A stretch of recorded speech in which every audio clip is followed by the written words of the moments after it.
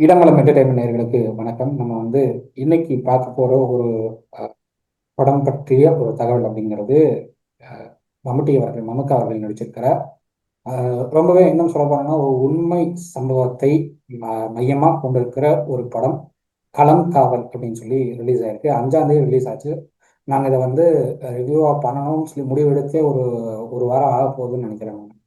So அந்த அளவுக்கு அதுக்கப்புறம் நிறைய என்ன சொல்றது வேலைப்பளு காரணமாக ஒத்தி வச்சு இன்னைக்கு தான் ரிவ்யூ பண்ணணுங்கிற ஒரு முடிவுக்கே நாங்கள் வந்திருக்கோம். நிறைய பேசப்பட வேண்டிய விஷயம் இது அப்படின்னு நான் நினைக்கிறேன். ஏன்னா சைனைட் மோகன் அப்படின்னு சொல்லி 2005 இருந்து 2009 பீரியட்ல ஒரு பிரபலமான ஒரு கேஸ் ஒன்று ஓடிட்டு இருந்தது. 2020 கூட ஒரு ஜட்மெண்ட் வந்தது சைனைட் மோகன் கேஸ்ல. இது எங்க ஆரம்பிச்சது அப்படின்னா, அனிதா அப்படிங்கிற ஒரு கேரக்டரை ஒரு ஒரு பெண் காணாமல் போயிடுறாங்க. அந்த பெண்ணை தேடுற பணிகள் நடக்கும்போது வரிசையா இது மாதிரி கேசஸ் வர ஆரம்பிக்குது. ஸோ அதை பேஸ் பண்ணி தான் இந்த படம் எடுக்கப்பட்டிருக்கு அப்படிங்கிறத பார்க்க முடியுது. ஸோ இன்னைக்கு நம்ம இந்த படம் பத்தி தான் பேசணும். இந்த படம் எப்படி இருக்கு, இந்த படத்துல வர பாடல் எப்படி இருக்கு, அதுவும் குறிப்பா அந்த ஒரு பாட்டு நிலா காயும் அந்த பாட்டு இன்னைக்கு சோஷியல் மீடியால பயங்கர ட்ரெண்டிங். நான் கேரளாவில் எலெக்ஷன் முடிச்சுட்டு அந்த இதெல்லாம் வேலையெல்லாம் ஆரம்பிக்கலாம் அப்படின்னு சொல்லிட்டு அங்க பேசிட்டு இருக்கிற டைம்ல அங்க இருக்கிற லேடிஸ் இந்த சாங் கேட்டுட்டு இருக்காங்க. நிறைய ரீல்ஸ் பாக்குறேன் அந்த நிலாக்காலம் காலம் அந்த அந்த பாட்டு வச்சுக்கிட்டு நிறைய வீட்டுல அந்த பாட்டு ஓடிட்டு இருக்கு இன்னைக்கு கேரளால.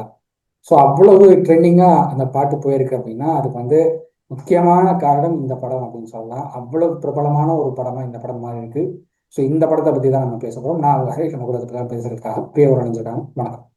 வணக்கம் ஹரேஷ்.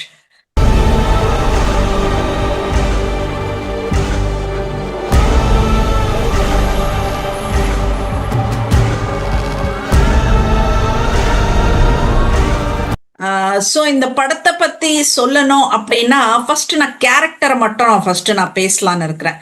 உண்மையிலேயே சொல்றேன், இப்படி ஒரு கேரக்டரை எந்த ஒரு இந்திய சூப்பர் ஸ்டாரும் நடிச்சிருக்க வாய்ப்பு இல்லை அப்படின்றத நான் சொல்வேன். நான் அந்த அளவுக்கு தைரியமா அந்த கேரக்டரை எடுத்து செய்வாங்களான்றதும் அது அந்த ஓகே சொல்லுவாங்களான்றதே ஒரு பெரிய கேள்விக்குறி அப்படின்றதான் நான் சொல்வேன்.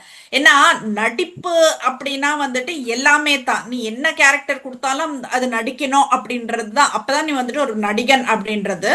சோ அந்த மாதிரி எந்த கேரக்டரா இருந்தாலும் நான் எடுத்து செய்வேன்.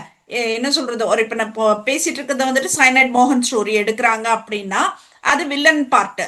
சோ அந்த வில்லனையும் நான் என்னோட ஸ்டைல்ல நான் நல்லா கொடுப்பேன். என்னோட நடிப்பை மட்டும் பாருங்க, நான் என்னோட கேரக்டர் எல்லாம் பார்க்காதீங்க அப்படின்ற மாதிரி ஒரு தைரியமா எடுத்த மம்முக்காக்கு ஒரு பெரிய ஹேட்ஸ் ஆஃப் அப்படின்றது தான் நான் சொல்லிக்குவேன். ஒரு பெரிய சல்யூட் அப்படின்றது தான் நான் சொல்லிப்பேன் நான்.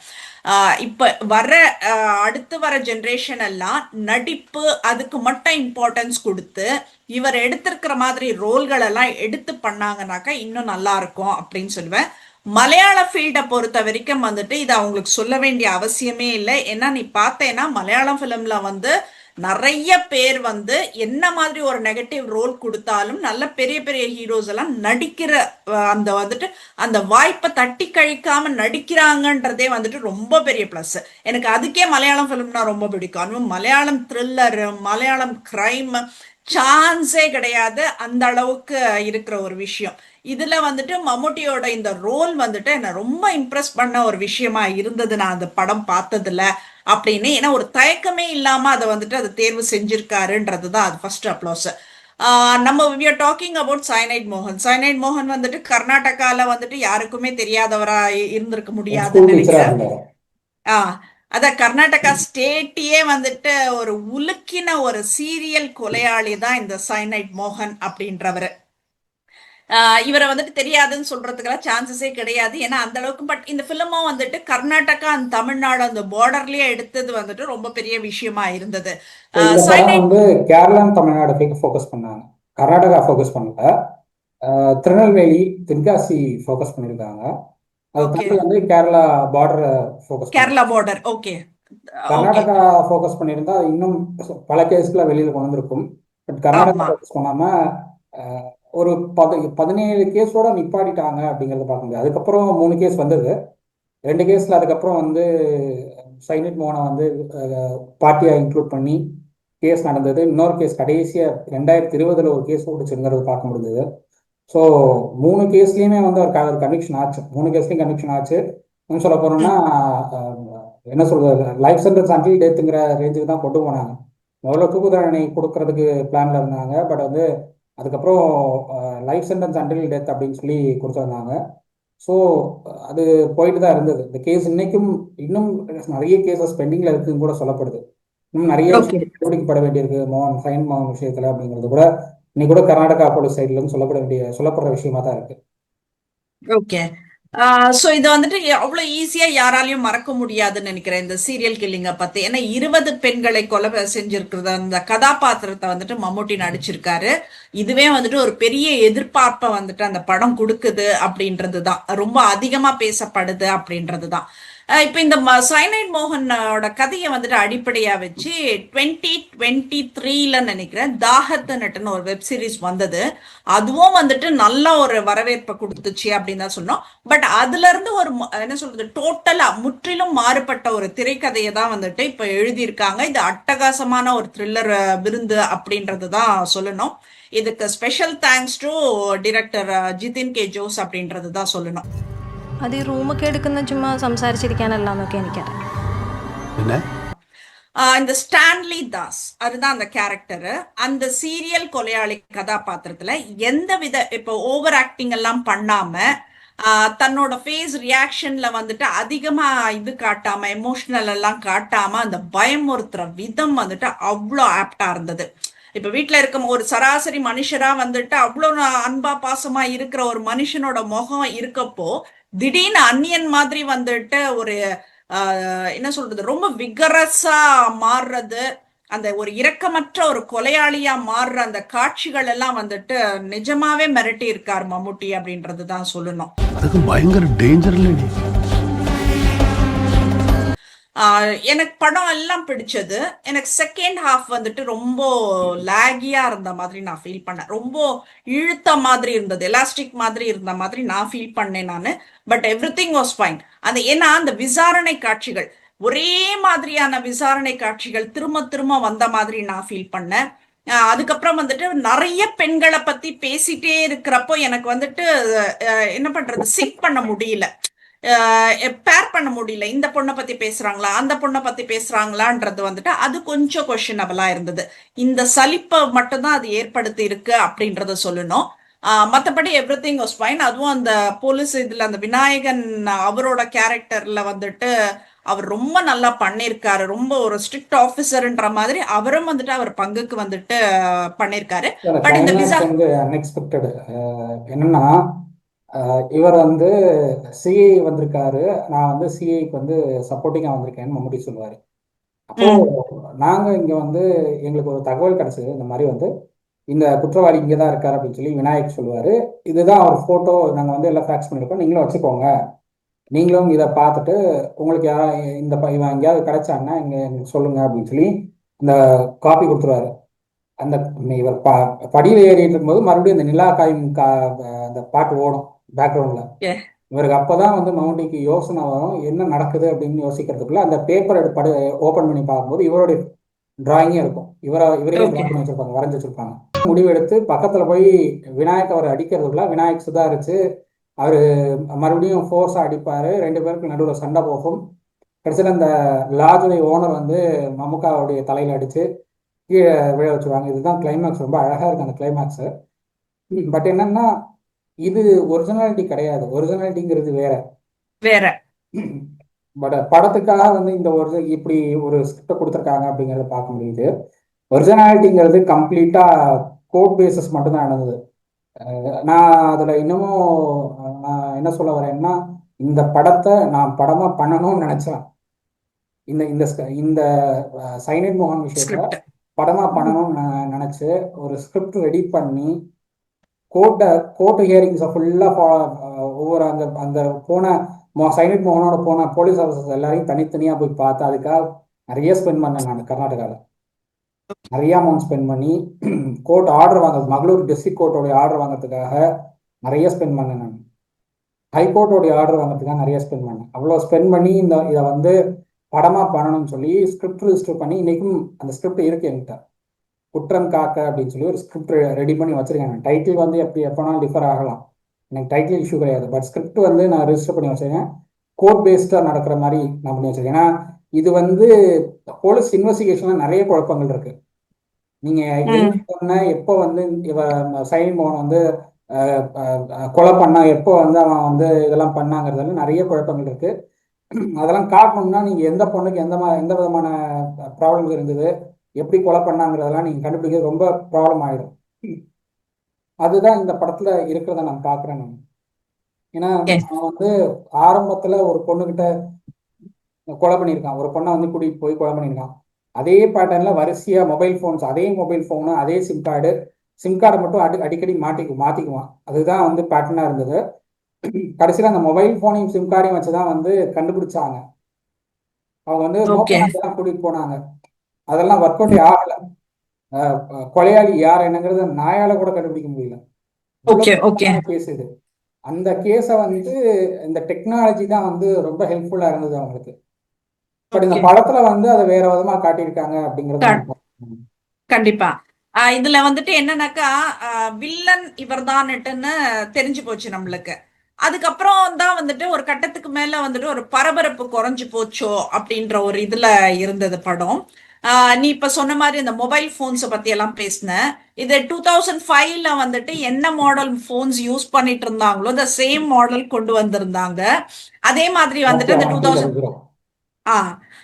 அதே மாதிரி வந்துட்டு அந்த பச்சை கிளி முத்துச்சரம் போஸ்டர்ஸுங்க எல்லாம் பாக்குறது, அப்புறம் அந்த வெஹிக்கல்ஸுங்க எல்லாம் வந்துட்டு 2005ல என்ன இருந்ததோ அதை வந்துட்டு ஆப்டா கொண்டு வந்து இது பண்ணதெல்லாம் வந்துட்டு நம்மள ஒரு டைம் டிராவல் பண்ண வச்சிருக்கு அப்படின்றத சொல்லணும். ஏன்னா ஒரு சின்ன சின்ன விஷயத்துக்கு கூட அவ்வளோ இம்பார்ட்டன்ஸ் கொடுத்து அதை பண்ணிருக்காங்க அப்படின்றத சொல்லணும், பாராட்டி ஆகணும். அதர் திங் வந்துட்டு ஒவ்வொரு இதுக்கும் வந்துட்டு சாப்டர் 1 சாப்டர் 2 சாப்டர் வைஸா வந்துட்டு அதை பிரிச்சு கொடுத்ததுல வந்துட்டு ஒரு நல்ல ஸ்டார்ட் இருந்தது. ஆனா வந்துட்டு ஸ்டார்டிங்கே வந்துட்டு ஒரு மெயின் ட்விஸ்ட உடைச்சிட்டதுனால வந்து அந்த சுவாரஸ்யம் கொஞ்சம் குறைஞ்சிடுச்சோ அப்படின்ற ஒரு ஃபீல் எனக்கு இருந்துச்சு. மத்தபடி எனக்கு வந்துட்டு படத்துல ஒரு குறை சொல்றதுக்கோ என்ன சொல்றது இதெல்லாம் மைனஸா இருக்குன்னுட்டு பேசுறதுக்கோ எதுவும் இல்லை. நீ ரெவ்யூ எல்லாம் கொடுக்குறப்ப பார்த்தனா நான் நிறைய மைனஸ் சொல்வேன். நான் ஒரு படத்துல வந்துட்டு எனக்கு கண்ணில் பார்க்க, ஏன்னா நான் ஒரு பெரிய எக்ஸ்பெக்டேஷன்ல ஒரு படம் போய் பாக்குறப்போ எனக்கு இதெல்லாம் மைனஸா இருக்கும் போது கொடுக்கறது 200 ரூபாய் தான் வச்சுக்கோ, பெருசா இல்லைனாலும் வந்துட்டு எனக்கு அந்த ஒரு ஹர்ட்டிங் இருக்கும். நான் இவ்வளவு எக்ஸ்பெக்டேஷன்ல என்னோட இதெல்லாம் வந்துட்டு வேலையெல்லாம் ஒதுக்கி வச்சுட்டு ஒரு படத்தை போய் பாக்குறேன்னாக்கா இவ்வளவு மைனஸ் இருக்கேன்னு நான் என்னோட ரெவ்யூ பார்த்தா நிறைய பேர் சொன்னதெல்லாம் கூட நீ நிறைய மைனஸ் சொல்ற அப்படின்ற மாதிரி தான் சொல்லியிருந்தாங்க. பட் எனக்கு இதுல வந்துட்டு ஒன்னும் மைனஸ் சொல்றதுக்கே இல்லை. இந்த மாதிரி ஒரு கேரக்டரை மம்முக்கா எடுத்து செய்வாருன்றது நாங்க கனவுலையும் அறியலா அப்படின்றது தான் நாங்க சொல்லிக்க ஆசைப்படுறோம். இது வந்துட்டு சான்ஸே கிடையாது. திஸ் இஸ் பியாண்ட் சம்திங் அப்படின்றது தான் நான் சொல்வேன். He gave a very good meal அப்படின்றது தான் சொல்வேன் நான். அந்த அளவுக்கு நல்லா இருந்தது படம். இது தியேட்டர்ல பார்த்தா மட்டும்தான் நல்லா இருக்கும்னு நினைக்கிறேன் நான். ஓடிடி ரிலீஸ்க்கெல்லாம் எதிர்பார்க்காம சோனி லைவ் வாங்கியிருக்காங்களோ, சோனி லைவ் வாங்கியிருக்காங்க. அது எப்படியும் வந்துட்டு ஒரு 20 டேஸ்க்கு அப்புறம் வரப்போகுது. பட் ஸ்டில் வந்து நீங்க தியேட்டர்ல பாருங்க, உங்களுக்கு அந்த ஹைப் வந்துட்டு நல்லாவே கிடைக்கும் அப்படின்றது தான். ஒரு கிரைம் த்ரில்லர் மலையாளம் படம், அதுவும் இவ்வளோ பெரிய ஸ்டார் நடிச்சிருக்கிற ஒரு படம் அப்படின்னா மற்றதெல்லாம் ஒதுக்கி வச்சுட்டு நீங்க படத்தை பாருங்க. உங்களுக்கு ஒரு ஃபுல் மீல் சாப்பிட்ட ஒரு ஃபீலோட நீங்க எந்திரிச்சு வருவீங்க. கிடையாது ஹரிஷ், அந்த அளவுக்கு கிரைம் த்ரில்லர். அங்கங்க கன்ஃபியூஷன்ஸ் இருக்கும் உங்களுக்கு, அங்கங்க சில கன்ஃபியூஷன்ஸ் இருக்கும், சில இடங்கள்ல வந்து லாக் ஆகும். பட் வந்து ஒரு கிரைம் த்ரில்லர் படத்தை எப்படி கொடுக்கணும் அப்படிங்கிறத மலையாளம்ல கத்துக்கணும்னு நான் சொல்லுவேன். கண்டிப்பா நிறைய தமிழ் ஆக்டர்ஸ் வந்து மலையாளத்துல பண்ணியிருக்கிறத பாக்குறேன் நான். ஷாலினி மலையாளத்துல தான் வந்து நிறைய ரோல்ஸ் எடுத்து பண்ணியிருக்காங்க. அதே மாதிரி குஷ்பு பண்ணியிருக்காங்க. குஷ்புக்கெல்லாம் வந்து நான் உங்களுக்கு போட்டோஸ் அனுப்பியிருந்தேன் பாலக்காடுல வந்து அவங்க கேம்பெயின் போனப்போ.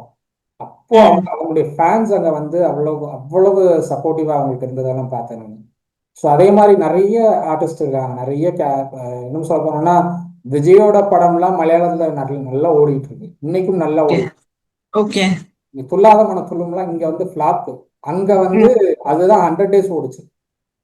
அந்த அளவுக்கு வந்து நிறைய கான்ட்ராடிக்ஷன்ஸ் இருக்கு தமிழுக்கும் மலையாளத்துக்கும். பட் வந்து உங்களுக்கு ஒரு படம் பிடிச்சதுன்னா அந்த படத்தை கொண்டாடிவாங்க மலையாளம் தான். அதுதான். அண்ட் இல்ல அவங்க வந்து யோசிக்கிற விதமே வேறையா இருக்கு. அந்த கிரைம் த்ரில்லர்ஸ் எல்லாம் இல்ல பாக்குறப்ப அதுக்கு வந்துட்டு அதுக்கு என்ன ரீசன் அப்படின்னா அங்க இருக்கிற லேண்ட்ஸ்கேப் ஒரு ரீசன். அங்க வந்து கம்ப்ளீட்டா ஃபாரஸ்ட் ஒட்டின ஏரியாஸ், ரெண்டாவது மவுண்டன் ஏரியாஸ், இதெல்லாம் வந்து கிரைம் த்ரில்லருக்கு ரொம்ப ஆப்டான சுச்சுவேஷன்ஸ், ஆப்டான லொகேஷன்ஸ். தமிழ்நாட்டில் அப்படி ஆப்டான லொகேஷன்ஸ்ங்கிறது உங்களுக்கு 2 3 இடங்கள்ல தான் பார்க்க முடியும்.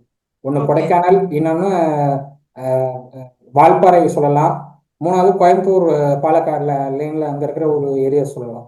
ஸோ இந்த 3 ஏரியா தான் மேக்ஸிமம் ஆஃப் கான்சன்ட்ரேஷனே போகும். அப்படி இல்லைன்னா டவுன் சவுத்தில் தென்காசி, திருநெல்வேலி, கேரளா பார்டரை ஒட்டி இருக்கிற ஏரியாஸ். இதை தாண்டி வேற எங்கேயும் பார்க்க முடியாது அப்படி ஒரு ஆப்டான லொகேஷன்ஸ். ஸோ அதனால வந்து உங்களுக்கு தமிழ்ல அந்த மாதிரி அமைய மாட்டேங்குது. கேரளால வந்து உங்களுக்கு அந்த அந்த கிரைம் த்ரில்லர்னா அதுக்கான லொகேஷன் அங்கேயே கிடைச்சிருக்கு. இல்ல நிறைய கிரைம் த்ரில்லர்ஸ் அடுத்தடுத்து மலையாளம்ல வருது. நம்ம பாக்குறப்ப வந்துட்டு ஒரு படத்துக்கும் இன்னொரு படத்துக்குமே அவ்வளவு வித்தியாசம் இருக்கும். கிரைம் இல்லை, த்ரில்லர்னாக்க ஒரே மிஞ்சி மிஞ்சி ஒரே போனா ஜெனர் என்ன இருக்காது, இருக்க ஒரே போகுது? ஜெனர் இருக்காது, எல்லாம் வித்தியாசமா இருப்பாங்க. வித்தியாசமா இருக்கும். இப்போ கிரைம் அப்படின்னாலே நம்ம என்ன, இப்போ நம்ம ஒரு காலத்துல வந்து தமிழ் படங்கள் எல்லாம் எப்படி இருந்ததுன்னா மரத்தை சுத்தி டூயட் பாடுறது ஒண்ணு கண்டிப்பா இருக்கும். வில்லன் வந்துட்டு ஹீரோயினை ரேப் பண்ண இது பண்றது அது ஒண்ணு இருக்கு. இந்த மாதிரி வந்துட்டு நம்ம சொல்லிடலாம் இதெல்லாம் இருக்கு படத்துல அப்படின்னு சொல்லி. பட் மலையாளம் கிரைம் த்ரில்லர் பார்த்தேனாக்கா ஒரு 5 படம் நீ தொடர்ந்து வந்து 6வது படம் பாக்குறப்போ இந்த 5 படத்துக்குமே சம்பந்தமே இல்லாதது 6வது படம் இருக்கும். அவ்வளோ நல்லா இருக்கும் கிரைம் த்ரில்லர்ஸ் எல்லாம். அது எப்படி யோசிக்கிறாங்கன்னு கூட எனக்கு தெரியல, அந்த அளவுக்கு அழகா கொண்டு போவாங்க. இதுல வந்துட்டு இந்த படத்துல வந்துட்டு மம்முட்டி ஃபர்ஸ்ட் வீட்டுல வைஃப் கிட்ட வந்துட்டு நான் வெளியில போறேன்னு என்னமோ சொல்லிட்டு போறாரு. ரொம்ப நல்ல பையன் மாதிரி போறாரு. அங்க ஒரு இடத்த இதுக்கு ரூமுக்கு போறாரு. அங்க ஒரு பொண்ணுகிட்ட பேசிட்டு இருக்காரு. டிவில பாக்குறாங்க, ஏதோ ஒரு கொலை பத்தி நியூஸ் வருது. இது இந்த கொலைங்களை பத்தி ஏதோ நியூஸ் வருது. அந்த பொண்ணு கேக்குறா. அண்ணன் அது தம்பியை உண்மை. வந்து கொலை பண்ணிட்டான்னு வரும் அதுல, அது சொத்துக்காக சொல்ற. பண்ணிட்டான் அப்படிங்கிற மாதிரி அந்த நியூஸ் ஓடும். ஏன் உனக்கு ஆஹ் உனக்கு அந்த இது வராதா? நான் மாட்டிக்கணும்னு நினைக்கிறேன்னா நான் அந்த இடத்துல எந்த ஆதாரம் இருக்கக்கூடாதுன்னு நான் முதல்ல நினைப்பேன். அப்போ எனக்கு வந்து யார் என்னங்க நான் பார்க்க மாட்டேன், கொலை பண்ணிடுவேன் அப்படின்னு மம்முட்டி சொல்லுவாரு. அதுதான் ஆஹ் வந்து இந்த சைனைட் மோகன் விஷயத்துலயும் அதுதான் நடந்தது. நடந்தது. அவன் சோ வந்து அது வந்துட்டு குற்றவாளிங்கிறத தாண்டி தான் எங்கேயும் மாட்டிக்க கூடாதுன்னு நினைச்சான் சைனைட் மோகன். அதுதான் இதுல வந்துட்டு அந்த ஃபேஸ் ரியாக்ஷன் சொல்றேன். அந்த ஃபர்ஸ்ட் வைஃப் கிட்ட இருந்தது, அதுக்கப்புறம் இங்க வந்தது, இங்க நல்லா இருந்தது, டிவி பாக்குறப்போ ஒரு ஃபேஸ் ரியாக்ஷன், அதுக்கு அடுத்து வந்துட்டு விகாரமா மாறின ஒரு ரியாக்ஷன், அதுக்கப்புறம் வந்து மோஸ்ட் ஆஃப் த பிளேசஸ்ல ஸ்மோக் பண்ணிட்டு அந்த ரவுண்ட் ரவுண்டா வட்டம் போடுறது எப்ப சான்ஸ்லெஸ் அப்படின்றது தான் சொல்லணும். அந்த அளவுக்கு ஒரு ஃபுல் பேக்கேஜ் மீல் கொடுத்த மாதிரி தான் நான் ஃபீல் பண்ணேன் அந்த படம் பார்த்துட்டு. ஸோ அடுத்த திரைப்படம் என்ன வருதோ பார்த்துட்டு அதுக்கேற்ற மாதிரி ரிவ்யூ கொடுக்கலாம். ஹரிஷ், இதுக்கு என்ன மார்க் கொடுக்குறன்றதை மட்டும் சொல்லிடு. நான் இது வந்து 4.5 அவுட் ஆஃப் 5 கொடுப்பேன். அவ்வளவு கொடுத்துருவீங்க? ஏன்னா நான் வந்து நான் லாலேட்டனோட ஃபேனை தாண்டி எனக்கு மம்முக்காவோடைய ஆக்டிங் ரொம்ப பிடிக்கும். மலையாளத்துல நான் லாலேட்டன் ஃபேனு, பட் எனக்கு மம்முக்காவோட ஆக்டிங் பிடிக்கும். ரெண்டாவது, உள்ளதை உள்ளபடி கொடுக்குறாங்க அப்படிங்கிறத தாண்டி அங்கங்க சில சேஞ்சஸ் பண்ணியிருந்தாலும் இப்படி ஒரு ஸ்டோரி பண்ணணும்னு முன் வந்தது எனக்கு ரொம்ப பிடிச்சிருந்தது. ஏன்னா இதே கான்செப்ட் பண்ணணும்னு தான் நானும் நினைச்சேன், என்னால முடியல. அங்க மலையாளத்துல அவங்களுக்கு அதுக்கு ஆப்பர்ச்சுனிட்டி கிடைச்சிருக்கு, பண்ணியிருக்காங்க அப்படிங்கிறது எனக்கு ரொம்ப ஒரு சந்தோஷமான சந்தோஷம். ஒரு விஷயம். சோ அடுத்த 4.5. படம். ரெண்டாவது மியூசிக்கும் நல்லா இருக்கு, மியூசிக்கும் அங்கங்க நல்லா இருக்கு, நல்ல மியூசிக் கொடுத்துருக்காங்க.